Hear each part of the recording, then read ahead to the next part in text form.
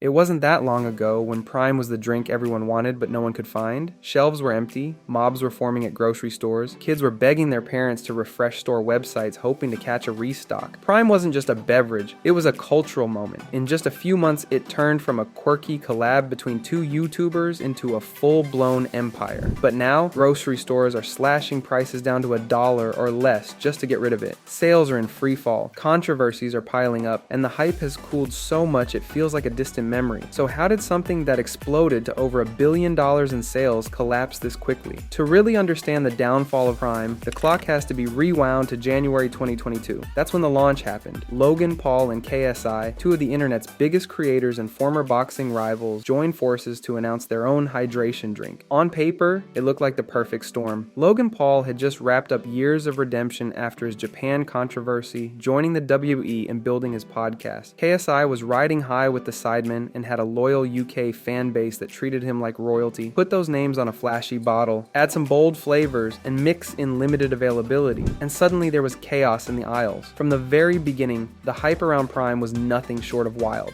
In the UK, KSI's home turf, people were treating the drink like gold. Stores couldn't stock enough of it. There were literal mobs crowding supermarkets hoping to grab just one bottle, and the scarcity only fueled the madness. At one point, Prime was reselling on eBay for over £100,000. Yes, that's pounds, not dollars. That's more than the price of some small yachts. It wasn't even about the drink anymore. It was about the status. Having Prime meant being part of something bigger, part of the fan base, part of the moment. The first year was a rocket ride. In 2022, Prime raked in an astonishing $250 million in revenue. That's unheard of for a debut brand. Logan and KSI were everywhere, sponsoring athletes, showing up in sports ads, and even signing with FC Barcelona, one of the most iconic football teams in the world. They didn't stop there. They secured a Super Bowl commercial in 2023, the holy grail of advertising. Two YouTubers, now in front of millions of viewers across the country during one of the biggest televised events on Earth. The message was clear, Prime was here, and it was taking over. In fact, by early 2023, Prime had officially surpassed Gatorade as the most sold hydration drink at Walmart. That stat alone felt like a mic drop. The company's revenue shot up from $250 million in 2022 to a jaw-dropping $1.2 billion in 2023. Part of that explosive growth came from their new product, Prime Energy.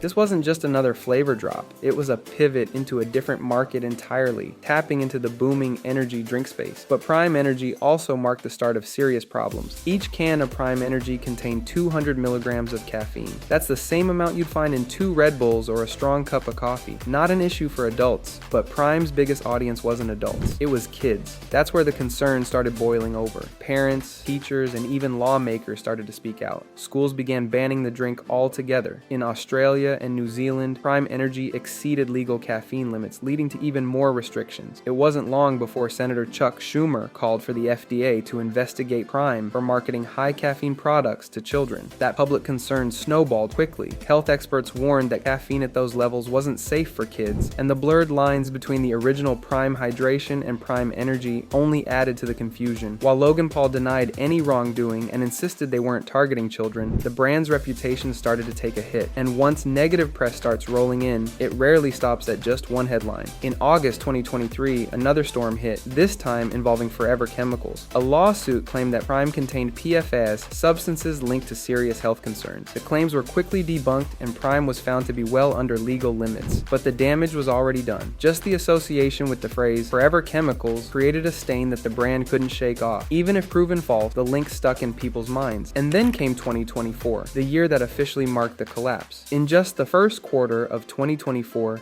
UK sales dropped by more than 50%. The numbers fell from 26.8 million units sold to just 12.8 million. That kind of dip is brutal. Investors started getting nervous. Retailers had overstocked during the hype and now they were forced to mark down Prime bottles to $1 or less just to clear out shelves. It was a steep decline and it happened fast. But here's the thing, the drop wasn't just about caffeine content or a couple of lawsuits. The core of Prime's collapse comes down to one simple truth. Hype doesn't last forever. At launch, Prime was exciting. exciting. It was new. It was everywhere. Logan and KSI were dropping limited editions, partnering with global teams, and appearing on every trending page imaginable. Every YouTube short, every TikTok scroll, Prime was there. People were even making tier lists and reviews for every flavor. But eventually, even the most loyal fans get tired of the same old content. Once the novelty wore off, people started focusing more on the actual product, and many didn't like it. For a product built on hype, the actual taste and experience started becoming a liability. Reviews turned sour, some said it was too sweet. Others pointed out that, despite being labeled sugar-free, the drink tasted like it was loaded with artificial sweeteners. The sodium content was alarmingly high, clocking in at levels some found excessive. If the taste and health factor weren't winning people over, then the brand had only one thing left to lean on: the creators behind it. That's when things got even messier. Logan Paul's public image, which had been on the mend since his controversial Japan vlog, took another major hit. In late 2022, a YouTuber named CoffeeZilla released an investigative series exposing CryptoZoo, Logan's NFT project. What started as an exciting new investment opportunity turned into a full-blown scandal. Investors lost hundreds of thousands of dollars, many of whom were Logan's own fans. A class action lawsuit was filed in February 2023, and even though Logan tried to shift blame and issue apologies, the damage to his reputation was immense. KSI wasn't spared either. For years, he managed to stay out of serious controversy, but with the launch of Lunch Lay, a new food brand linked to both KSI and Logan Paul, things began to spiral. The food received harsh backlash online, with criticism about quality and purpose. KSI's reaction to the criticism only made things worse. He got into public spats, especially one involving fellow YouTuber Dan TDM, and then claimed it was all just a publicity stunt for his new song. That song, The Thick of It, became one of the most disliked pieces of content on his channel. Instead of inspiring fans, it became a meme for all the wrong reasons. Dislikes flooded in. Fans started turning on him. The once unshakable loyalty of KSI's audience began to show crack, and the connection between Prime, Lunch Lay, and this trio of creators, including Mr. Beast, who was also linked to the project, only made things worse. As the controversies piled up, more people began questioning not just the products, but the people behind them. Once trust is broken, it's almost impossible to rebuild it, especially when the audience feels misled. The fan base that once catapulted Prime into the stratosphere had started to walk away. The diehard supporters grew quieter. The casual buyers stopped caring. Without the fan-driven engine that powered its growth, Prime began to lose momentum, and with stores slashing prices, sales dipping, and lawsuits still looming, the future doesn't look nearly as bright as it did 2 years ago. Prime's rise and fall is a cautionary tale, not just for Logan Paul and KSI, but for the entire influencer economy. A product can explode off hype, clout, and scarcity, but sustaining it takes more than flashy branding. It takes trust, it takes quality, and it takes authenticity. When any of those pillars start to crumble, the whole empire can collapse in a blink. What started as a billion-dollar juggernaut might just end up as a footnote in the long list of influencer brands that rose fast and fell even faster. The Prime era isn't completely over yet, but the cracks are hard to ignore. Whether it can recover depends on more than just rebranding or restocking. It depends on regaining the trust of the people who made it what it was in the first place. Prime was a social media phenomenon that tapped into the power of YouTube, stardom, savvy marketing, and fandom culture. But as the dust settles, it's clear that a billion-dollar brand built on hype needs more than flashy collaborations and online buzz to survive. With sales halving, reputation tanking, and backlash growing louder, Prime's future looks uncertain. And unless serious changes are made, what once dominated the hydration space could fade out just as quickly as it arrived. If this breakdown gave a new perspective on the highs and lows of influencer brands, make sure to like, subscribe, and share with someone who remembers the Prime craze. There's more to explore about the rise and fall of today's internet empires, so stay tuned for the next deep dive.